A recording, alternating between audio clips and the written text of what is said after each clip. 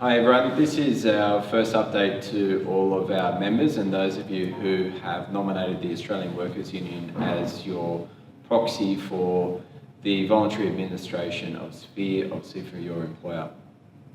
All of you already know Patrick, no doubt, and Leah, who is our official responsible for the site.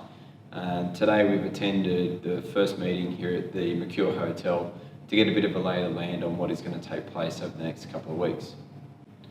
So what we've learned today is that there is a 5-week campaign to get this administration wrapped up.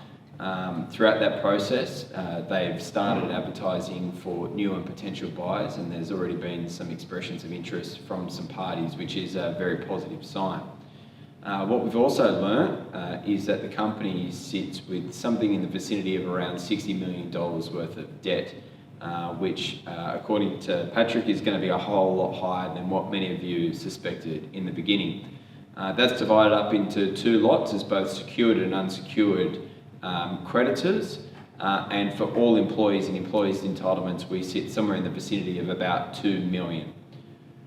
A number of you, approximately over 80 odd of you, have appointed us to represent you throughout that process, and the meeting, the creditors meeting, have just nominated myself, or approved myself, to go on as the committee of inspection. Basically, someone sitting at the table to make sure your interests are represented and to make sure that we are putting forward the strongest case possible to keep the facility open, to find a new buyer, to make sure your conditions are protected, and to make sure that you've got good work ongoing.